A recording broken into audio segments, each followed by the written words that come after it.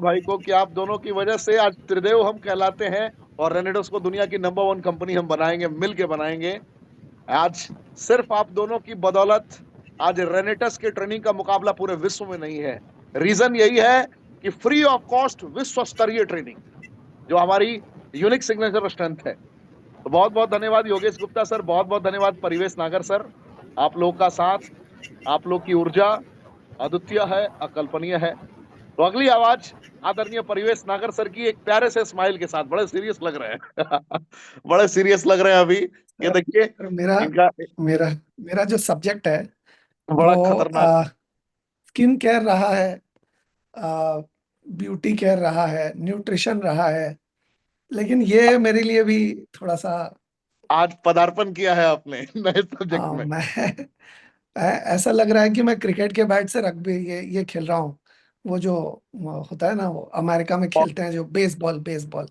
Okay नहीं, दादा ने हम लोगों को बहुत जबरदस्त ट्रेनिंग दी। आप सभी को मैं जी। बता देना चाहूंगा, जो ट्रेनिंग आज हम डिलीवर करने वाले हैं, सेम ट्रेनिंग रेनेडस वेलनेस प्राइवेट लिमिटेड के CEO doctor Subrato Dutta sir ने सभी के मोबाइल पे भेजा है पहले ही। याद रखिए, फिर दोहरा रहा हूं, CEO and founder doctor Subrato Dutta sir ने सभी के मोबाइल पे भेज रखा है। मैंने लगातार सुना।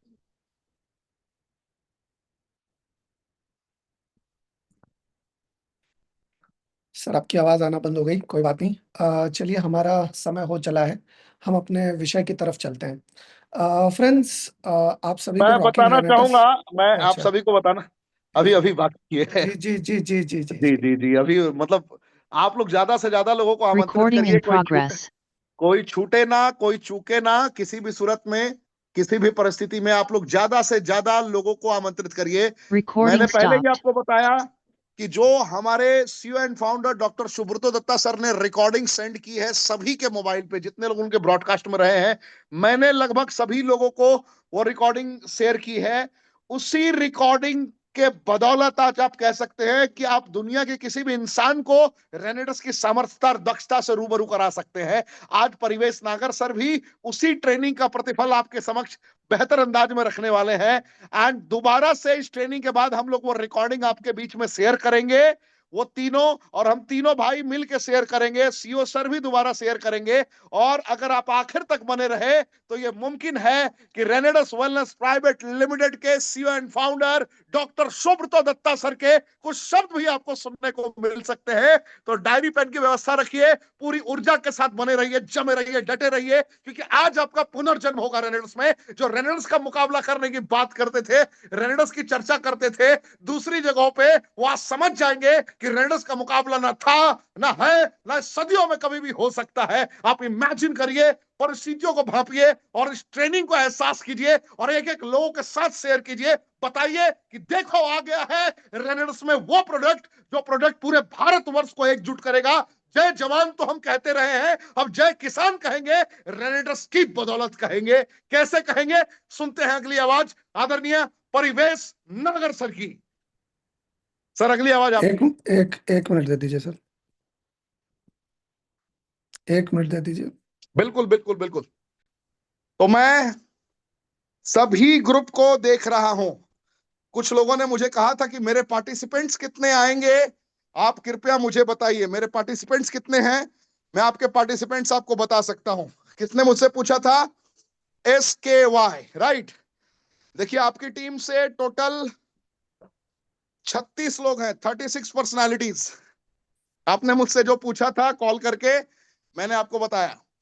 जो भी ग्रुप से डिटेल चाहिए होगा आप मुझे बता सकते हैं, मैं आपके ग्रुप का कोड डालूंगा और मैं आपको स्क्रीनशॉट सेंड कर सकता हूं।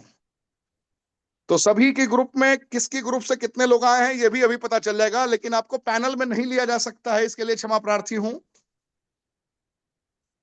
सो डायरी पेन की व्यवस्था रखिए। आखिर में हमारे सीईओ एंड फाउंडर सर को हमें सुनने का मौका मिलेगा। सर पैनल में भी आ चुके हैं, यह हमारे लिए सौभाग्य की बात है। सीईओ एंड फाउंडर सर हमारे पैनल में आ चुके हैं, यानी कि लाइव सेशन में मौजूद हैं। रेनेडस वेलनेस प्राइवेट लिमिटेड के कर्णधार आदरणीय CEO and founder sir, his excellency ambassador sir doctor Subrato Dutta ji मौजूद हैं। हमारे पैनल में, तो डायरी पेन की व्यवस्था रखिए, एक एक लाइन सीखिए एंड आगे बढ़ते रहिए, प्रगति करते रहिए। परिवेश सर, जी सर। कनेक्ट हो गया? Recording in जी progress. जी सर। धन्यवाद सर, अगली आवाज आपकी।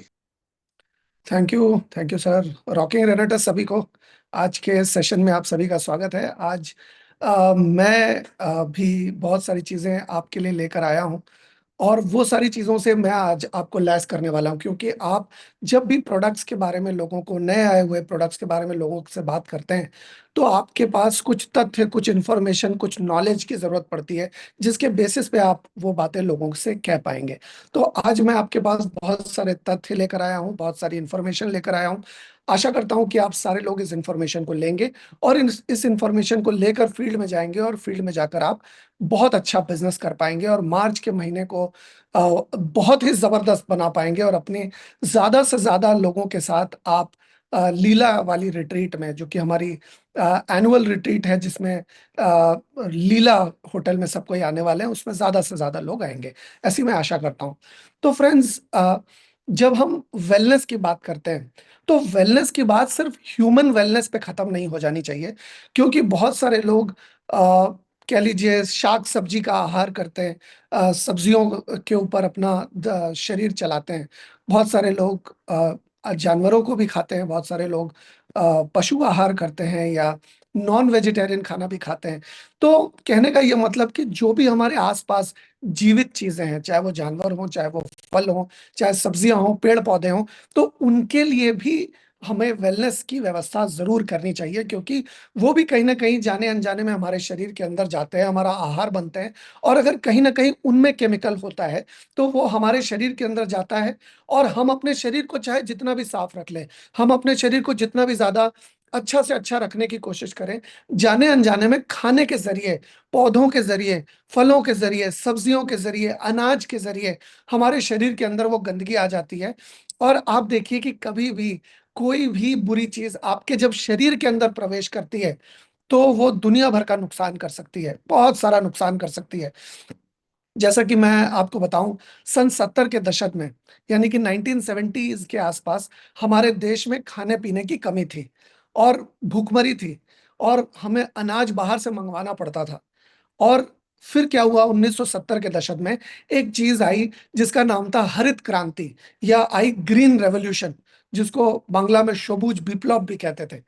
तो बेसिकली क्या हुआ कि जिस खेत में एक बोरी अनाज होता था, उसी खेत में कुछ केमिकल की मदद से, कुछ फर्टिलाइजर्स की मदद से, कुछ केमिकल की वजह से 10 बोरी अनाज होने लगा।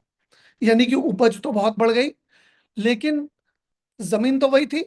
उपज बढ़ गई, जो साल में एक बार सब्जी होती थी, वो 2 बार या 3 बार केमिकल की मदद से उगाई जाने लगी। और उसी की वजह से हमारा शरीर जो बना था खाना, सब्जी और फल पचाने के लिए, उन्हीं तीनों चीजों के माध्यम से हमारे शरीर के अंदर क्या आ गया, अलग अलग तरह के गंदगियां, अलग अलग तरह के केमिकल, अलग अलग तरह के मतलब अलग अलग तरह के फर्टिलाइजर, अलग अलग तरह की यूरिया और अलग अलग तरह की चीजें हमारे शरीर के अंदर आ गई। और ये जो चीजें थी, वो तो केमिकल था। और हमारे शरीर के अंदर भी कुछ नेचुरल केमिकल होते हैं, जो कि हमारा लिवर बनाता है, जो कि हमारा पिट्यूटरी ग्लैंड बनाता है, जो कि हमारा थायराइड ग्लैंड बनाता है। तो जब शरीर के बाहर के केमिकल शरीर के अंदर चले गए, और शरीर के अंदर के केमिकल तो शरीर के अंदर थे ही, तो उन दोनों की आपस में लड़ाई होना शुरू हुई। और उस लड़ाई की वजह से बहुत सारा नुकसान अलग अलग ऑर्गन्स को होने लगा और अलग अलग तरह की नई नई बीमारियां हमारे सामने आने लगी। मैं आपको अगर उदाहरण के तौर पे कहूं, तो पहले के समय तो इंजेक्शन नहीं लगाया जाता था, लेकिन आजकल जितनी भी सब्जियां बिकती है उनमें इंजेक्शन लगाया जाता है। और आपको अगर मैं बताऊं कि लौकी में या बैंगन में, ऐसे किसी भी साग सब्जी में या फलों में जब इंजेक्शन लगाया जाता है ऑक्सीटोसिन का, तो जैसे इंसानी शरीर मरने के बाद फूलता है, जैसे कह लीजिए किसी जानवर का शरीर मरने के बाद फूलता है, एक इसी तरह का विकार उत्पन्न होता है किसी भी फल में या सब्जी में, जब उसको इंजेक्शन लगाया जाता है। और इंजेक्शन लगाने के बाद उसके भी सेल्स, एक तरह का विकार पैदा होता है, जिसकी वजह से वो भी फूलना शुरू होते हैं, वैसे ही जैसा कि इंसानी शरीर मरने के बाद फूलता है, वैसे ही जैसे जानवरों का शरीर मरने के बाद फूलता है। तो जब फूलता है तो उसका आकार भी बढ़ता है और उसका वजन भी बढ़ता है। और वजन बढ़ने से का मतलब ये हुआ कि जो भी उसको बेच रहा है, बेचने वाले को वजन के हिसाब से बेचेगा वो, यानी कि उसको वजन के हिसाब से बेचेगा तो मुनाफा ज्यादा होगा। अगर वजन ज्यादा होगा, उसका आकार ज्यादा बड़ा होगा उसका, तो इसी वजह से वो अपने कुछ फायदे के लिए हमारे शरीर के अंदर जहर पहुंचाने का काम करते थे, हमारे शरीर के अंदर नुकसानदेह केमिकल पहुंचाने का काम करते थे। साथ ही साथ बहुत सारे लोग कहते हैं कि हम लोग तो नॉनवेज खाते हैं, हम लोग तो वेज नहीं खाते जी। तो आप देखिए, आपको उदाहरण देता हूं मैं, कि जिस मुर्गी के चूजे को, जिस ब्रॉयलर चिकन को कह लीजिए बड़ा होने में 120 दिन लगने चाहिए थे, उसको 45 दिन में बड़ा कर दिया जाता है, कुछ केमिकल की मदद से, कुछ फीड की मदद से, कुछ हार्मोनल इंजेक्शन की वजह से। और ऐसा करने के बाद क्या होता है कि वो ब्रॉयलर मुर्गी जो अपने खुद के पैर पे खड़ी भी नहीं हो सकती, उसको लोग खाते हैं। आप अंदाजा लगाइए कि जो मुर्गी अपने खुद के पैर पे खड़े होने की ताकत नहीं है जिसमें, उसके उसको खा के हमें क्या खाक ताकत मिलेगी, अंदाजा लगाइए। तो ये हमारा हाल है, बिल्कुल बारूद के ढेर पे बैठे हैं, किसी भी आदमी के साथ कुछ भी हो सकता है। ऐसी स्थिति में हम अगर फलों को, सब्जियों को, हमारे अनाज को अगर नई जिंदगी दे सकें, ऐसे में अगर हम जानवरों को बिना किसी भी केमिकल के, बिना किसी भी रसायन के, बिना किसी भी हार्मफुल केमिकल के, अगर हम उन्हें नया जीवन दे सकें, स्वस्थ जीवन दे सकें, रसायन मुक्त जीवन दे सकें, तो अगर उन्हें हम कंज्यूम करते हैं, वो चाहे फल हो, चाहे वो जानवर हो, वो किसी भी तरह का पक्षी हो, या कुछ भी हो सकता है वो, तो उसको अगर हम इंटेक करते हैं तो हमें नुकसान नहीं होगा। क्यों? क्योंकि उसके अंदर अब वो केमिकल नहीं है जो कि पहले हुआ करता था। तो इस वजह से रेनेटस ने बहुत जबरदस्त रिसर्च करने के बाद हमारे सामने अभी फिलहाल 3 प्रोडक्ट्स ऑलरेडी अवेलेबल कर दिए हैं मार्च के अंदर, जिसका हम लोग पूरा का पूरा फायदा उठा सकते हैं। और हम लोग उसके बारे में जानकर, उसकी जागरूकता को लोगों तक फैलाकर, लोगों तक उस जानकारी को देकर हम बहुत अच्छा बिजनेस भी कर सकते हैं। और साथ ही साथ अपने पर्यावरण की रक्षा कर सकते हैं, अपने परिवेश, अपने जितना भी हमारा वातावरण है उसकी सुरक्षा कर सकते हैं, मिट्टी की सुरक्षा कर सकते हैं, जानवरों की, फलों, सब्जियों और अनाज की, सबकी सुरक्षा हम कर सकते हैं। और ये करने पर हमें बहुत ज्यादा लाभ हो सकता है। अभी आप देखिए, जैसा कि अभी कुछ दिन पहले योगेश सर ने भी ट्रेनिंग में बताया था कि जो भी कोई जन्म देता है, जन्म देने में बहुत आहार लगता है। आप देखिए, जब कोई मतलब हमारी माताएं बहनें जब प्रेग्नेंट होती हैं, तो डॉक्टर के खास निगरानी में उन्हें रखा जाता है, उन्हें खास खुराक दी जाती है, उनकी खास देखभाल की जाती है, क्योंकि वो जन्म दे रही है। ठीक वैसे ही हमारी हमारी जो धरती माता है, हमारा जो सॉइल है, हमारी जो मिट्टी है, वो भी पौधों को जन्म देती है, वो भी हमारे फसल को जन्म देती है। तो आप देखेंगे कि जन्म देने के बाद जो महिला का शरीर है, हमारी माताओं बहनों का शरीर है, वो काफी कमजोर हो जाता है। जन्म देने से पहले जैसा रहता है, ठीक वैसा ही जन्म देने के बाद नहीं रहता। काफी सारे चेंजेस आते हैं। ठीक उसी तरह से आप सोचिए कि एक बार जन्म देने में, या 2 बार या 3 बार जन्म देने में एक महिला का शरीर का क्या हाल होता है। आप सोचिए कि वो जो धरती माता है, वो जो जमीन है, वो जो हमारी हमारी जो सॉइल है हमारा, वो कितनी बार साल में 2 या कभी कभी 3 बार वो जन्म दे रहा है। और वो जो जन्म दे रहा है, तो उस जन्म में जो मिट्टी के अंदर जो भी मिनरल्स हैं, मिट्टी के अंदर जो भी न्यूट्रिएंट्स हैं, जो भी पोषक तत्व है, वो तो मतलब वो फसल में चला गया और फसल को काट लिया गया। तो सिर्फ मिट्टी से ले रहे हैं, मिट्टी को कुछ भी नहीं दे रहे हैं। मान लीजिए अगर आपके बैंक अकाउंट में 10,000 रुपए हैं, और आप सिर्फ निकालते जाएंगे, सिर्फ निकालते जाएंगे, सिर्फ निकालते जाएंगे, और वापस कुछ भी बैंक अकाउंट में नहीं डालेंगे, तो आज नहीं तो कल बैंक अकाउंट तो खाली हो जाएगा। ऐसी स्थिति में कुछ लोगों ने क्या किया है कि कुछ केमिकल की मदद से, शॉर्टकट की मदद से, कुछ ऐसे उपाय, केमिकल उपाय लगाकर जल्दी से जल्दी उपज बढ़ाने का प्रयास किया है। और वो बहुत सारे केमिकल की मदद से करते हैं। लेकिन वो केमिकल की मदद करने की वजह से, वो खेती करने की वजह से, वो कह लीजिए वो उपज की बढ़ाने की वजह से हमारे शरीर के अंदर तरह तरह की असुविधा आज की डेट में होती है। तो अगर हम नेचुरल प्रोडक्ट्स का प्रयोग करें। अगर केमिकल फ्री जोन, हम कहते हैं, हम न्यूट्रिशन को अगर लेते हैं शरीर के अंदर, तो हम एक केमिकल फ्री जोन में लेकर जा सकते हैं शरीर को। लेकिन अगर हम अपनी मिट्टी को भी पहले जैसा बना दें, अगर हम जानवरों को भी केमिकल फ्री जोन में ले जाएं, पौधों को भी केमिकल फ्री जोन में ले जाएं, तो हम कंप्लीट केमिकल फ्री जोन में चले जाएंगे। क्योंकि अगर हम पौधों का आहार करें या फिर हम मांसाहार करें, दोनों ही सूरत में हमारे शरीर के अंदर वो केमिकल नहीं जाएंगे जो कि आमतौर पे उन चीजों का सेवन करने पर आज के डेट में जाते हैं। अब मिट्टी के अंदर 18 एलिमेंट्स होते हैं। अब ये 18 एलिमेंट्स, जब जब उसको खेती की जाती है, जब जब उपज होती है, जब जब फसल होती है, हर फसल के साथ वो 18 एलिमेंट्स, जिसमें कि करीब करीब 6 एलिमेंट्स शरीर मतलब हमारे फसल के लिए बहुत बहुत बहुत ज्यादा जरूरी है, जिसमें सल्फर है, जिसमें नाइट्रोजन है, ऐसे और भी चार और भी बहुत इंपॉर्टेंट मिनरल्स हैं। 12 ऐसे मिनरल्स हैं जो कि सेमी एसेंशियल हैं, लेकिन ये सारे के सारे किसी चीज में होते नहीं।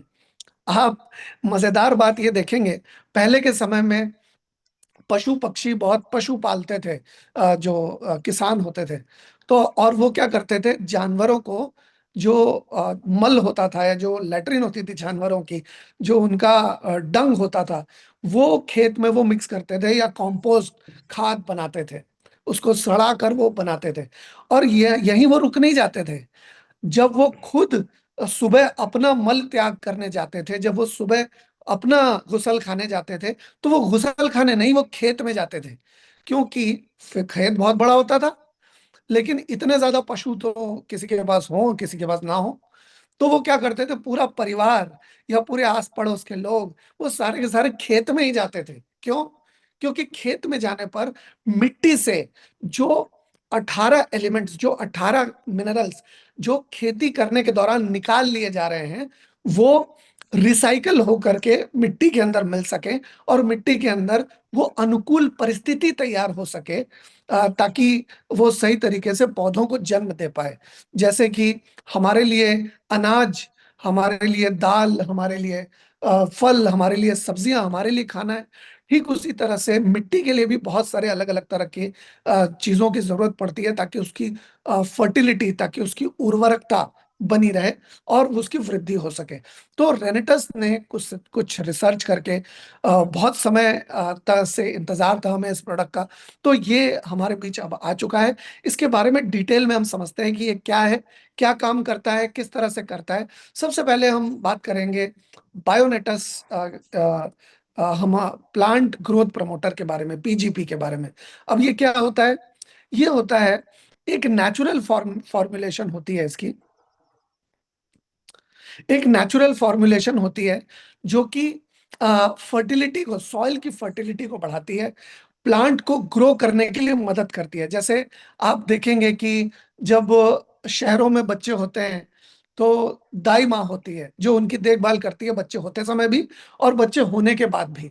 ठीक उसी तरह से ये, जैसे नैनी होती है हमारे शहरों में, या गांव में भी बच्चे पैदा करने के लिए कोई खास मतलब बुजुर्ग महिलाओं का की मदद ली जाती थी, क्योंकि उन्होंने बहुत सारी डिलीवरीज कराई होती थी। ठीक उसी तरह से ये हमारे पौधों की डिलीवरी करवा करवा अच्छी तरह से करवाने वाला एक ऐसा नेचुरल रिसर्च बेस्ड प्रोडक्ट रेनेटस ने बनाया है, जो कि पौधों की ग्रोथ के लिए भी अच्छा है, उपज अच्छी हो, उपज बढ़िया हो, इस चीज के लिए भी काम आता है। साथ ही साथ किसी भी तरह के सिंथेटिक केमिकल का प्रयोग इसमें नहीं किया गया है। आमतौर पे डॉक्टर साहब उपज को मैं बाद में बढ़ाने के बात लिए करता हूँ, जितना अभी यूरिया मीटिंग बहुत डालना शानदार चल रही चाहिए, है, मीटिंग में आ उससे जाओ। कई गुना ज्यादा गुड यूरिया, मॉर्निंग, 3 गुना, मीटिंग में आ 4 जाओ, गुना बहुत यूरिया शानदार चल। डालते हैं, ताकि फसल जल्दी से जल्दी हो। अच्छा, यूरिया डालते क्यों है? क्योंकि उसमें 46% नाइट्रोजन होता है, और नाइट्रोजन बहुत ज्यादा जरूरी है पौधे को उगने के लिए। और बहुत सारे लोग पोटैश भी डालते हैं, मतलब बाद में पोटैश डालते हैं। पोटैश क्यों डालते हैं? ताकि बहुत तेज हवा चले, कोई तेज आंधी आए, तो जो अनाज या जो भी फसल लगाई है, वो फसल का के दाने टूट कर गिर ना जाए। नहीं तो बहुत तेज हवा चलेगी तो आपस में टकरा के अनाज के दाने जमीन पर गिर सकते हैं, और एक बार वो जमीन पर गिर गए तो उन्हें दोबारा से ये करना, रिट्रीव करना बहुत मुश्किल होता है। इस वजह से पोटैश भी डाला जाता है। तो और ये जो गोबर वाली प्रक्रिया है, पहले के समय बहुत समय लगता था, उसको सड़ने दिया जाता था, मिट्टी को सॉफ्ट बनाने की कोशिश की जाती थी। क्योंकि आजकल आप देखेंगे कि जहां पर खेती हो रही है, वहां पर अनाज को काटे जाने के बाद, धान काटे जाने के बाद, चावल काटे जाने के बाद बिल्कुल सफेद सी मिट्टी नजर आती है और बहुत ठोस मिट्टी नजर आती है। जब आप उसको उंगली से तोड़ने की कोशिश करेंगे ना, तो एकदम पत्थर जैसा नजर आएगा, आपको एकदम पत्थर जैसा महसूस होगा। तो ये क्यों होता है? ये इस वजह से होता है क्योंकि मिट्टी के अंदर वो जान नहीं है। आप देखेंगे बहुत जगह पर लाल मिट्टी होती है, बहुत जगह पर काली मिट्टी होती है, बहुत जगह पर बिल्कुल सफेद या मतलब सिल्ट जैसी मिट्टी होती है। तो ये मिट्टी में अलग अलग जगह पर अलग अलग फसल या अलग अलग तरह की चीजें उगाई जा सकती हैं, क्योंकि अलग अलग जगह की मिट्टी में कुदरत ने अलग अलग नियमतें प्रदान की हैं। अलग अलग मिनरल्स के, कहीं कोई मिनरल ज्यादा है, कहीं कोई मिनरल कम है। तो ये सारी चीजें की हुई है। अभी फसल को सही तरीके से उगने के लिए ह्यूमिक एसिड चाहिए और फुलविक एसिड चाहिए। ये दोनों चीजें पहले के जमाने में, आज से 50 साल 60 साल पहले, पहले वो लोग जो पशु को पालते थे, उस पशु के गोबर से ह्यूमिक एसिड और फुल्विक एसिड ये निकल जाता था। ये उसको सड़ाकर वो उसको मिट्टी में मिला देते थे, ताकि मिट्टी के अंदर नेचुरल पैदा होने वाले, मिट्टी की उर्वरकता बढ़ाने वाले कीटाणु पैदा हो। जैसे हमारे शरीर के अंदर कुछ अच्छे कीटाणु होते हैं, कुछ बुरे कीटाणु भी कभी कभी चले जाते हैं, होते हैं। हमारे शरीर के अंदर दो तरह के, अच्छे और बुरे दोनों कीटाणु होते हैं। ठीक वैसे ही मिट्टी में भी कुछ अच्छे कीटाणु भी होते हैं, जो कि सॉइल की फर्टिलिटी को बढ़ाते हैं। लेकिन जब बाहरी कीटनाशक का प्रयोग होता है, तब क्या होता है? अच्छे और बुरे दोनों कीटाणु मर जाते हैं। लेकिन जब पहले के जमाने में गोबर या कंपोस्ट मिलाया जाता था सड़ाने के बाद, तब क्या होता था? तब मिट्टी के अंदर जो अच्छे कीटाणु होते थे, वो मिट्टी के अच्छे कीटाणु लगातार संख्या में बढ़ने लगते थे, ग्रो करने लगते थे। और जैसे जैसे संख्या में नए कीटाणु ग्रो होते थे, अच्छे कीटाणु ग्रो होते थे, उतनी ही फसल अच्छी होती थी, उतनी ही उपज अच्छी होती थी, उतनी उपज टेस्टी होती थी। आजकल के खाने में वैसा टेस्ट नहीं रह गया जैसे आज से 30 35 या 40 साल पहले था। क्योंकि आप जब अपने पूर्वजों से, या आप जब अपने दादाजी से या अपने फादर जी साहब से पूछेंगे, तो बचपन में उन्होंने फल, जो उन्होंने सब्जियां खाई, वो बहुत टेस्टी थी। तो जब इसका प्रयोग हम करते हैं हमारे कह लीजिए प्लांट ग्रोथ प्रमोटर का, तो टेस्ट वापस आता है। मैं बहुत सारी चीजें आपको बताऊंगा। तो ह्यूमिक एसिड और फुल्विक एसिड को पैदा करने का पहले क्या था तरीका?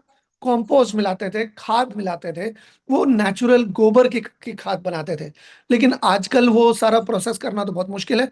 तो हमने टेक्नोलॉजी की मदद से यही दोनों जो कंटेंट्स होते हैं, जो कि खाद बनाने में मदद करते हैं, ये दोनों हम नेचुरली पीजीपी से बना सकते हैं, बिना किसी केमिकल के।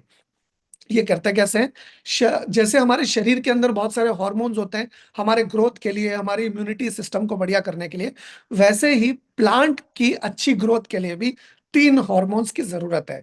ऑक्सिन पहला हार्मोन है, गिबरलिंस दूसरा हार्मोन है, और साइटोकाइनिन्स तीसरा हार्मोन है। इन तीनों के अपने अलग अलग रोल हैं फसल को बेहतर पैदावार करने के लिए। पहला, ऑक्सिन, जो अ, इसका जो पहला काम है, वो है सेल को इलोंगेशन, यानी कि सेल को बढ़िया बनाए रखना, और सेल की जो आयु है, सेल की जो हेल्थ है। अब जैसे हमारे शरीर के अंदर सेल्स हैं, वैसे पौधों के शरीर के अंदर भी सेल्स हैं। उनके सेल्स को भी हेल्दी रखने की जरूरत है। जितना हेल्दी सेल रहेगा, उतना हेल्दी आपकी जो उपज है वो उतनी हेल्दी होगी। तो सेल के इलोंगेशन के लिए, वो जल्दी उसकी आयु अच्छी रहे, उसकी हेल्थ अच्छी रहे, वो लंबे समय तक पौधे को के अंदर जिंदा रहे, इस चीज को ये हार्मोन सुनिश्चित करता है। इसके अलावा रूट में, यानी कि जड़ों में बहुत सारी तरह की इरिटेशन होती है। मान लीजिए अगर सॉयल बहुत हार्ड होगा, अगर सतह जो मिट्टी है वो बहुत हार्ड होगी, तो जड़ों को नीचे जाने में दिक्कत होगी। इसकी वजह से किसान क्या करते हैं, कई बार मिट्टी को चलाते हैं, या हल चलाते हैं या ट्रैक्टर से चलाते हैं, ताकि मिट्टी जो ऊपर की है बिल्कुल फूटने जैसी हो जाए, सॉफ्ट हो जाए। लेकिन ज्यादा केमिकल के प्रयोग से वो सॉफ्टनेस जो है वो चली जाती है हमारे मिट्टी की। लेकिन जब हम पीजीपी का प्रयोग करते हैं, बायोनेटस के प्लांट ग्रोथ प्रमोटर का प्रयोग करते हैं, तो ये रूट के मतलब हर पौधे के अंदर होने वाली जो इरिटेशन है उसको कम करता है, और फ्रूट डेवलपमेंट, जो भी फसल है, जो जिस भी तरह का आप जो भी कुछ उगा रहे हैं, उसके फ्रूट के डेवलपमेंट में मदद करता है, उसके घनत्व में मदद करता है, उसकी क्वालिटी में मदद करता है, उसकी क्वांटिटी में मदद करता है। गिबरलिंस क्या करता है? स्टेम का इलॉन्गेशन, यानी कि जो स्टेम है, जो टहनियां है, वो जितनी लंबी रहेगी उतने ज्यादा फल का वजन उठा पाएगी, उतने ज्यादा उपज ले पाएगी। जो स्टेम्स जितनी, जैसे मान लीजिए टमाटर हो, बैंगन हो, या मिर्ची हो, या इस तरह का कोई भी पौधा अगर आप लगा रहे हैं, तो उसकी स्टेम्स जितनी बड़ी होगी उतना ज्यादा फलों का वजन वो ले पाएगी, उतने ज्यादा सब्जियों का वजन वो ले पाएगी। तो ये जो है वो स्टेम इलोंगेशन के साथ साथ सीड जर्मिनेशन के अंदर भी बहुत, ओके ये हल्का सा है, ओके नो प्रॉब्लम। तो सीड जर्मिनेशन यानी कि आप देखिए कि पहले के समय में क्या होता था कि आप अगर मान लीजिए 100 बीज लगाते थे, तो 100 बीज में मतलब 100 केजी अगर बीज का प्रयोग करते थे एक एक एकड़ की जमीन में, उदाहरण के तौर पे बोल रहा हूं, तो 2000 एकड़ की 2000 केजी की फसल होती थी। लेकिन धीरे धीरे क्या हुआ, जैसे जैसे हम केमिकल का प्रयोग बढ़ाते जा रहे हैं, वैसे वैसे क्या हो रहा है, हम लोग 200 केजी का प्रयोग कर रहे हैं, 300 या 500 केजी का बीज का प्रयोग कर रहे हैं, तब भी क्रमशः 2000 से उपज कम होती जा रही है। यानी कि जितने ज्यादा बीज डालेंगे मतलब उतना ज्यादा चांस है कि उपज ज्यादा होगी। यानी कि हर बीज फल नहीं रहा है। आपने सुना होगा कि अगर 5 बीज लगाते हैं तो पांचों पौधे हो जाते हैं, क्या जरूरी तो नहीं है। हो सकता है 5 बीज लगाने पर 3 ही पौधे निकले, एक पौधा ना निकल पाए किसी न किसी कारण से। तो सीड की जो जर्मिनेशन है, उस जर्मिनेशन के चांसेस बहुत बढ़ जाते हैं जब हम पीजीपी का मतलब प्रयोग करते हैं। इसके अलावा फ्लावरिंग, आप देखेंगे कि बहुत सारे ऐसे मतलब छोटे स्टेम वाली सब्जियां हैं, जैसे टमाटर हो गया, जैसे बैंगन हो गया, इसमें सबसे पहले फल आते हैं, फूल आते हैं। मिर्च में भी ऐसा ही होता है, सबसे पहले फूल आते हैं, और फूल आने के बाद फूल झड़ते हैं, और उसके बाद वहां पर उसका फल आना शुरू होता है या उसकी सब्जी आना शुरू होती है। तो ये जो फ्लावरिंग है वो ज्यादा तेजी से हो या ज्यादा अच्छी तरह से हो, ताकि वहां से ज्यादा सब्जी की उपज हो सके, ज्यादा से ज्यादा सब्जी की यील्ड हो सके। इस चीज को गिबरलिंस नाम का जो हार्मोन है वो सुनिश्चित करता है। और ये जो तीनों हार्मोन्स मैं आपको बता रहा हूं, ये जब हम पीजीपी प्रमोटर का प्रयोग करते हैं, तो ये ज्यादा से ज्यादा सॉयल ये हार्मोन्स पैदा करने में प्लांट की मदद करता है, नेचुरली, बिल्कुल केमिकल फ्री तरीके से। इसके अलावा साइटोकाइंस क्या करते हैं? Cell division. हमारे शरीर के अंदर भी सेल डिवीजन होता है, ठीक वैसे ही फलों के अंदर भी सेल डिवीजन होता है, सब्जियों के अंदर, पेड़ों के अंदर, पौधों के अंदर, हर फसल के अंदर सेल डिवीजन होता है, क्योंकि उसके अंदर भी सेल है। तो ये जो सेल डिवीजन का प्रोसेस है वो सही तरीके से हो, इस बात को सुनिश्चित करता है प्लांट ग्रोथ प्रमोटर। इसके अलावा मान लीजिए कि एक पौधे की आयु है 3 से 4 महीने की, तो उस आयु के अंदर वो जल्दी से बुढ़ा ना हो, जल्दी से वो पौधा पुराना ना हो, उसकी सेल्स का एजिंग प्रोसेस स्लो हो जाए, ताकि ज्यादा से ज्यादा समय तक वो हमें फल दे सके, सब्जियां दे सके, ज्यादा से ज्यादा उपज हमें दे सके। इस चीज को पीजीबी प्रमोटर सुनिश्चित करता है। अब ये 18 एक्टिव एलिमेंट्स होते हैं जो कि पौधों में मिट्टी से मिलते हैं, लेकिन आजकल के समय में इतनी ज्यादा केमिकल का प्रयोग हो रहा है कि मिट्टी में 18 एलिमेंट्स अब मौजूद ही नहीं रहे। लेकिन जब हम प्लांट ग्रोथ प्रमोटर का प्रयोग करते हैं, तो ये प्लांट के ऊपर सीधा काम नहीं करता, ये काम करता है हमारे सॉइल के ऊपर, ये काम करता है हमारी मिट्टी के ऊपर। ये हमारी मिट्टी को बेहतर बनाता है, ये हमारी मिट्टी की क्वालिटी को बेहतर बनाता है, उसकी ओवरऑल हेल्थ को इम्प्रूव करता है, ताकि पौधा जो पोषण लेगा, जहां से पौधा मिट्टी से जो पोषण लेगा, मिट्टी में पोषण होगा तब ना लेगा, तो पौधा मिट्टी से पोषण सही मात्रा में ले पाए। इस चीज को कौन सुनिश्चित करता है? PGP promoter. अब ये करता कैसे है ये भी जानते हैं। ये रूट डेवलपमेंट में मदद करता है, स्ट्रॉन्गर डीपर रूट, जितनी ज्यादा गहराई तक जो जड़ें जाएंगी, उतना अच्छा पानी मिल पाएगा पौधों को, उतना अच्छा पौधों को न्यूट्रिएंट्स यानी कि पोषक तत्व मिल पाएंगे जमीन से। तो ये जो है प्लांट ग्रोथ प्रमोटर की वजह से रूट्स का डेवलपमेंट, जड़ों का डेवलपमेंट बहुत बेहतर होना शुरू होता है। इसके अलावा न्यूट्रिएंट अपटेक बढ़ जाता है। आप देखेंगे सॉइल का जो माइक्रोबियल एक्टिविटी है, पौधे के अंदर, मिट्टी के अंदर बहुत सारी माइक्रोबियल एक्टिविटी होती है। बहुत सारे ऐसे मतलब छोटे छोटे कीटाणु होते हैं जो कि मिट्टी की उर्वरकता को बनाए रखते हैं। मिट्टी के माइक्रोब्स होते हैं, गुड माइक्रोब्स। वो गुड माइक्रोब्स को के तादाद को जैसे जैसे ये प्लांट ग्रोथ प्रमोटर बढ़ाता है, वैसे वैसे बायो अवेलेबिलिटी और न्यूट्रिशन की पौधे को जमीन से जो मिल रहा है उसकी बढ़ जाती है। इसके अलावा प्लांट की ग्रोथ को प्रमोट करता है। जैसे हमारे शरीर के अंदर हाजमा का मजबूत होना बहुत ज्यादा जरूरी है, वैसे ही पौधे के अंदर भी हाजमा का होना बहुत जरूरी है। मेटाबॉलिज्म पौधे का भी होता है। अब मेटाबॉलिज्म जितना अच्छा पौधे का होगा, एक second,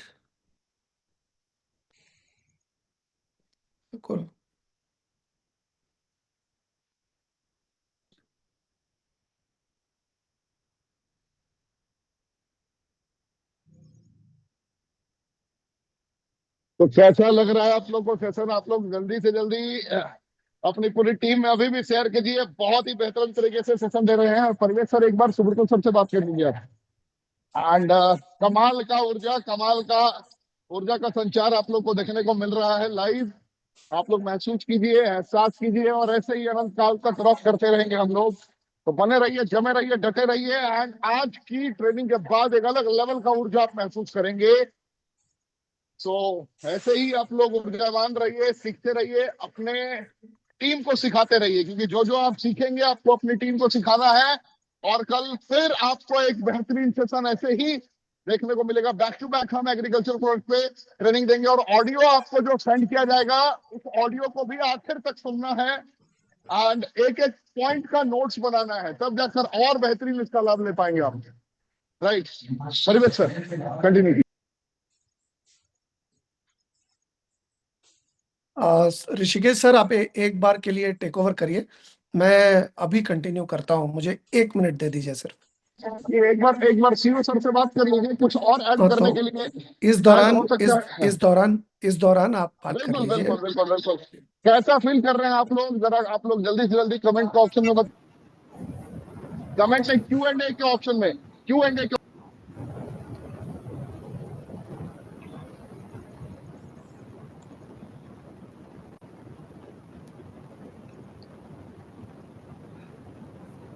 Hi Rishikesh sir, is there any kind of assistance from my side?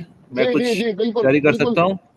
बिल्कुल योगेश सर, कंटिन्यू। इस पे आप दो शब्द चाहें तो कह सकते हैं, कैसी फीलिंग है और जनता को किस तरीके से कनेक्ट कर पा रहे हैं हम लोग। तो इसके बारे में अगर दो शब्द आपके मुखारबिन से भी निकलेंगे तो बहुत बेहतर होगा sir. Thank you. Sure. Actually, being a sales trainer, product हम जब भी कंपनी के एंड से लॉन्च करते हैं तो हमारी ये हम बिजनेस पॉइंट ऑफ व्यू से भी देखते हैं। तो मैंने 2 दिन पहले जब हम इस सब्जेक्ट के ऊपर मैंने ट्रेनिंग करी थी तो मैंने बताया था कि आज इस प्रोडक्ट से आप कितना बड़ा बिजनेस कर सकते हैं, क्योंकि इंडिया में आज भी मोर देन 70% ऑफ पॉपुलेशन जो वो एग्रीकल्चर के इनकम पे डिपेंड करती है, राइट? तो अगर सोचो कि आज आपके पास एक ऐसा प्रोडक्ट है जिसकी जरूरत more than 70% people out of India है। 140 करोड़ लोगों में से 70% आबादी जो है वो कृषि के ऊपर डिपेंड करती है। और अगर हम उन्हें एक क्वालिटी प्रोडक्ट प्रोवाइड कर सके जिससे कि वो ऑर्गेनिक तरीके से अपनी खेती को करें और उनकी प्रोडक्शन भी सही हो और लोगों के हेल्थ चैलेंजेस भी ना आए, तो ये एक मेरे को लगता है कि एक मील का पत्थर हो सकता है, एक माइलस्टोन हो सकता है डायरेक्ट सेलिंग इंडस्ट्री के अंदर में। एंड जैसा कि आप सभी को पता है कि हमारे जो प्रोडक्ट्स हैं ये रिसर्च बेस्ड प्रोडक्ट होते हैं। एंड इस प्रोडक्ट के जो क्वालिटीज है इसके बारे में हमने चर्चा की थी, अभी परवेश सर भी चर्चा कर रहे हैं कि जो ह्यूमिक एसिड या जो फल्विक एसिड हमारे प्रोडक्ट के अंदर जो मिलता है मार्केट में, देखिए एक एक क्वेश्चन आ सकता है ना कि हम आपसे ही क्यों प्रोडक्ट खरीद रहे हैं, क्योंकि मार्केट में ह्यूमिक एसिड अवेलेबल है एंड फल्विक एसिड भी अवेलेबल है, लेकिन fulvic acid and humic acid एक ही साथ एक कॉम्बिनेशन के रूप में नहीं मिलता है। ये मैंने मार्केट में काफी रिसर्च करी, तो ये एक साथ मिलता है जैसा कि हम हमेशा कॉम्पिटिटिव प्राइस में देते हैं। एंड फल्विक एसिड का बेसिकली काम क्या होता है ना कि ये रूट्स पे काम करता है, ये जड़ों को मजबूत करता है एंड जड़ों को लंबा करने में मदद करता है। And at the same time जैसा परवेश सर बता रहे थे कि ह्यूमिक एसिड जो होता है वो हमारे सॉइल के जो 18 एक्टिव एलिमेंट्स होते हैं उनको रिटेन करने में वापस से हमारी मदद करता है, राइट। तो ये एक अद्वितीय प्रोडक्ट है और इस प्रोडक्ट की जरूरत स्पेशली अभी मैं अमृतसर में हूँ, यहाँ रूरल एरियाज में इसकी बहुत ज्यादा डिमांड है ना। तो I think Parivesh sir available हो गए हैं, तो ओवर टू यू जी परिवेश। सर, जी sir, thank you sir. Welcome, okay, please continue.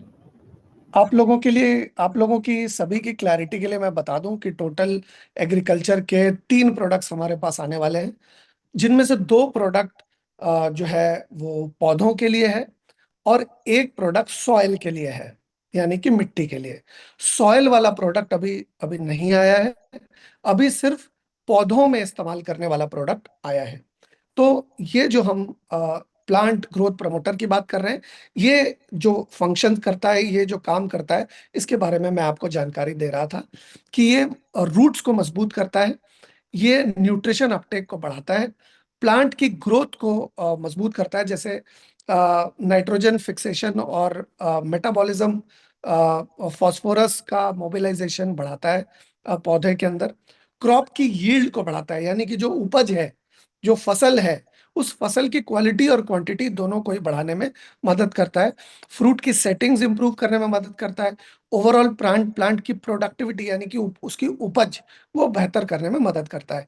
इसके अलावा आप देखेंगे कि कभी कभी मौसम कभी कभी बहुत ज्यादा बदल जाता है, बहुत गर्मी हो जाती है, कोई कोई पौधा ज्यादा गर्मी बर्दाश्त नहीं कर पाता, कोई कोई पौधा बहुत ज्यादा ठंड बर्दाश्त नहीं कर पाता। तो अगर मौसम बदलता है तो पौधे का भी इम्यून सिस्टम मजबूत होने की जरूरत है।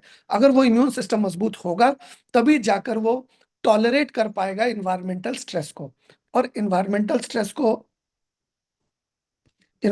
स्ट्रेस को वो तभी कंट्रोल कर पाएगा, जैसे कि अगर बहुत ज्यादा सूखा पड़ जाए या नमक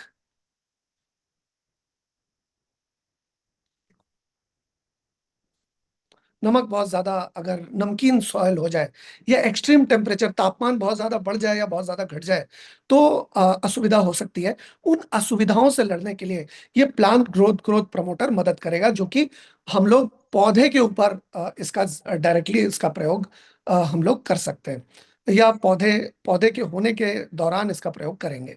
इसके अलावा पेस्ट, जो अलग अलग तरह के कीड़े मकोड़े और जो नहीं होने चाहिए वैसी अगर कोई चीज है, अगर कोई कीटनाशक कीट पतंगे हैं, या ऐसी कोई चीज है जो उनको पौधों को कह लीजिए बीमार करने के लिए काम कर सकती है, तो वैसे इसके अंदर बहुत सारे ऐसे तत्व हैं जो कि एंटी माइक्रोबियल हैं, एंटी फंगल प्रॉपर्टीज इसके अंदर मौजूद है, और वो भी बिल्कुल नेचुरली। और ये natural anti microbial anti fungal activities properties क्या करती है कि उसके डिजीज रेजिस्टेंस को बढ़ाती है, मतलब उसमें अलग से कोई कीटनाशक की आपको विशेष प्रयोजन नहीं होता। इसके अलावा इको फ्रेंडली होने की वजह से इसकी डिपेंडेंसी केमिकल फर्टिलाइजर के ऊपर कम हो जाती है, किसी भी तरह के पेस्टिसाइड्स या ऑर्गेनिक फार्मिंग को हम अच्छी तरह से प्रमोट कर सकते हैं, पर्यावरण को बिल्कुल स्वस्थ रख सकते हैं, केमिकल फ्री रख सकते हैं। इसके अलावा सॉइल हेल्थ को भी बेहतर कर सकते हैं। सॉइल की फर्टिलिटी बढ़ाने के लिए जो माइक्रोबियल डाइवर्सिटीज चाहिए, बहुत सारे माइक्रोब्स हैं जो कि सॉइल की ओवरऑल हेल्थ को बेहतर करेंगे, तो वो भी ओवरऑल नुकसान जो है वो सॉइल को नहीं होने देता ये पीजीपी प्रमोटर। इसके अलावा लॉन्ग टर्म एग्रीकल्चर सस्टेनेबिलिटी, यानी कि लंबे समय तक अगर आप किसी भी इसको करें, किसी भी फसल को उगाएं, तो लंबे समय में खेत को जो नुकसान कीटनाशक से या इन तरह की चीजों से होता है वो नहीं होगा। इसके अलावा इसको इस्तेमाल कैसे करना है, अगर सीड ट्रीटमेंट कर रहे हैं तो 5 ml आपको पर केजी ऑफ सीड के लिए लगेगा, यानी कि अगर आप सीड के ऊपर अगर इसको डालना चाहते हैं डायरेक्टली, ताकि सीड के अंदर किसी भी तरह का केमिकल ना हो उगाए जाने से पहले, बोए जाने से पहले। इसके अलावा फॉयलर स्प्रे अगर आप करते हैं, फॉलियर स्प्रे करते हैं तो उससे, एक सेकेंड, फॉलियर स्प्रे करते हैं तो 40 ml आपको 15 लीटर पानी में इस्तेमाल करना है। ड्रिप इरिगेशन अगर आप प्रैक्टिस करते हैं तो 1 लीटर आपको डालना पड़ेगा 200 लीटर पानी के टैंक में। 1 एकड़ की जमीन में 1 लीटर काफी रहेगा पीजीपी प्रमोटर। इसके अलावा आप देखेंगे कि पर एकड़ क्वांटिटी ऑफ पीजीपी लिक्विड जो है वो डिपेंड करता है आपकी क्रॉप की हाइट के ऊपर। अगर आप गन्ना उगा रहे हैं तो आपके क्रॉप की हाइट बहुत ज्यादा है। अगर आप मान लीजिए कोई छोटी फसल उगा रहे हैं तो उसकी हाइट कम होने की वजह से वो कम लगेगा, और अगर हाइट ज्यादा होती है जो फसल आप उगा रहे हैं तो ज्यादा लगेगा। इसकी डिटेल में जानकारी हम इस ट्रेनिंग को रेगुलर बेसिस पे करेंगे तो आपको और भी जानकारी इसके बारे में देंगे। जनरली 12 पंप्स की जरूरत, 12 पंप्स, एक second again, okay, basically 12 pumps की जरूरत होती है। 15 लीटर पानी में 15 लीटर पंप्स विथ, मतलब आपको पंप करना है 15 लीटर। 15 लीटर जो पानी आप ये करेंगे उसमें 40 ml पीजीपी लिक्विड आपको डालना है। 40 ml 15 लीटर पानी में आप अगर डालेंगे तो 1 एकड़ में नॉर्मल हाइट वाली क्रॉप के लिए काफी है। और अगर आप ज्यादा नॉर्मल से ज्यादा ऊंचाई वाली अगर क्रॉप के लिए यूज कर रहे हैं तो 15 से 16 पंप काफी है। यानी कि 15 से 16 पंप्स, आप उसको 15 से 16 पंप्स दे सकते हैं। 15 लीटर में 40 ml पर एकड़ आप इसको इस्तेमाल करेंगे। आप हमेशा याद रखिए कि पीजीपी लिक्विड जो है वो एक बार से 2 बार यूज कर सकते हैं किसी भी तरह के क्रॉप्स के ऊपर। और मैं आपको बता देना चाहता हूं कि इसमें कोई भी सल्फर, डीएपी, यूरिया या हमास का मतलब कोई भी प्रयोग करने की जरूरत नहीं है अगर आप प्लांट ग्रोथ प्रमोटर का इस्तेमाल कर रहे हैं तो। यानी कि आपका जो सल्फर का प्रयोग कर रहे थे, डीएपी का प्रयोग कर रहे थे, यूरिया या हमास का जो प्रयोग कर रहे थे, उसका खर्चा आपका पूरा का पूरा बच जाएगा। आपको वो खर्चा नहीं करने की जरूरत है। उसकी जगह पर सिर्फ पीजीपी यूज करेंगे तो आपका काम हो जाएगा। अभी हम समझते हैं कि बायोनेटस का जो स्प्रेडर प्रमोटर, आपके ये जो हमारा प्रोडक्ट है नया, स्प्रेडर पेनिट्रेटर एंड एक्टिवेटर, ये एग्जैक्टली exactly क्या काम करेगा, और इसके 3 जो शब्द हैं जो कि इसको इसके यहाँ पे लिखे हैं, इसका मतलब क्या है। स्प्रेडर का क्या मतलब हुआ कि ये सरफेस टेंशन ऑफ वाटर को ये रिड्यूस करने में मदद करता है। यानी कि अगर ये स्प्रेड कर देगा पानी को चारों तरफ, तो पानी की खपत जो है वो बहुत कम होगी, और कम खपत ही पानी के पास पहुंचेगी। क्योंकि आप जब बहुत ज्यादा पानी डालते हैं तो बहुत ज्यादा पानी तो मिट्टी के साथ नीचे चला जाता है, और प्लांट, एक जो पौधा है, जो आपकी फसल है, वो एक लिमिट तक ही पानी एब्जॉर्ब कर पाती है। और पानी की, और जो आपने, जो भी खाद आपने इस्तेमाल किए, चाहे ऑर्गेनिक हो या इनऑर्गेनिक हो, अगर पानी का प्रपोर्शन ज्यादा हो गया तो पानी उस खाद को बहुत नीचे तक लेकर के चला जाएगा और पौधों को वो खाद नहीं मिल पाएगी। ठीक उसी वजह से आपके पानी की अगर खपत कम होगी, पानी अगर कम मात्रा में प्रयोग हुआ तो बहुत ज्यादा नीचे तक पानी नहीं जाएगा सॉइल में। और अगर बहुत ज्यादा नीचे तक न गया पानी तो, क्योंकि रूट्स भी मजबूत हो गई हैं, तो रूट्स भी डीप पेनिट्रेट करके पानी ज्यादा अच्छी तरह से एब्जॉर्ब कर पाएगी। और स्प्रे का जो सोल्यूशन है वो स्प्रेड करना है आपको इवनली पूरे के पूरे पौधे के ऊपर। बेटर कवरेज आप इंश्योर करिए पत्तों में, अब उसकी टहनियों में और सॉइल में, ये तीनों में अगर आप इसको डालेंगे तो स्प्रेडर को, तो आपको ज्यादा लाभ मिल पाएगा। इसके अलावा आप देखेंगे कि पेनिट्रेटर का आप प्रयोग कर सकते हैं। कि ये जो पेनिट्रेटर है वो प्लांट के क्यूटिकल्स तक जाता है और उसके टिश्यू तक पहुंचता है, ताकि बेहतर तरीके से पोषण जो है वो पहुंच पाए पौधे तक। इसके अलावा उसके न्यूट्रिएंट के एब्जॉर्प्शन को बढ़ाने में हमारी मदद करता है। और एग्रो केमिकल्स, यानी कि एग्रीकल्चर में जिस तरह के नेचुरल केमिकल्स की जरूरत होती है पोषण के तौर पे, न्यूट्रिएंट्स के तौर पे, वो पौधे तक पहुंचाने में पौधे की मदद करता है। इसके अलावा रन ऑफ और वेस्टेज को भी, पानी का वेस्टेज हो या और किसी भी तरह के रिसोर्सेज का वेस्टेज हो, उसको कम करने में मदद करता है। एक्टिवेटर क्या करता है, इनहेंस कर देता है। अगर कोई भी पेस्टिसाइड का प्रयोग कर भी रहे हैं या फर्टिलाइजर का प्रयोग कर भी रहे हैं तो उसके परफॉर्मेंस को बढ़ा देता है। यानी कि कम मात्रा में ही उन दोनों चीजों के प्रयोग से आपका काम हो जाता है, बहुत ज्यादा मात्रा में आपको जरूरत नहीं पड़ती। इसके अलावा एफिशिएंसी बढ़ जाती है। एफिशिएंसी बढ़ने का क्या मतलब हुआ कि जिस अमाउंट में केमिकल लगना है उस अमाउंट में केमिकल नहीं लगता, और आपका वहां पर भी काफी ज्यादा बचत होती है, और अब पौधे को भी अच्छी तरह से बढ़ने में मदद मिलती है। अब ये और किस तरह से ये सारा और भी क्या कर पाता है, हर्बिसाइड जो आप प्रयोग कर रहे हैं वो आपको कम करना पड़ेगा, और ये ज्यादा अच्छी तरह से मदद करेगा। इसके साथ में अगर आप प्रयोग करते हैं तो आपके जो वीड किलर्स है, यानी कि जो खरपतवार उगती है, उस खरपतवार को नहीं उगने देगा, उस खरपतवार को उगने से रोकेगा, और उग रही है तो उसको नष्ट करने में मदद करेगा। इसके अलावा एफिशिएंसी, आपकी जो उपज है उसकी वो बढ़ाता है। पेस्टिसाइड के परफॉर्मेंस को, यानी कि जो कीटाणु नहीं उगने चाहिए आपके सॉइल के अंदर, उसको उगने भी नहीं देगा, और कम से कम मात्रा में फंगिसाइड और जो आपके रीएप्लिकेशन है उसको उसको मदद करेगा। इसके अलावा फर्टिलाइजर के एब्जॉर्प्शन में भी मदद करेगा। यानी कि अगर आप फॉयलर फीडिंग कर रहे हैं तो फॉयलर फीडिंग को बेहतर कर सकता है, न्यूट्रिएंट को एब्जॉर्ब करने में मदद कर सकता है। और बहुत सार अगर पानी रेगुलर बेसिस पे डालते हैं तो, जो कि मैंने आपको कहा कि पानी सतह के काफी नीचे चला जाता है, और बहुत कम मात्रा में ही अगर पानी आप देंगे तो ये अच्छी तरह से एब्जॉर्ब कर पाएगा। फर्टिलाइजर के साथ कम मात्रा में लगने की जरूरत पड़ेगी। वाटर कंजर्वेशन, जो कि मैंने अभी आपको कहा कि वाटर रिपेलेंसी, मतलब पानी का जो प्रयोग है वो काफी कम मात्रा में करके भी ये मॉइस्चर को रिटेन करने में मदद करेगा सॉइल के अंदर, जिससे कि आपको पानी कम लगेगा और लंबे समय तक चल पाएगा। इको फ्रेंडली है। इसमें किसी भी तरह के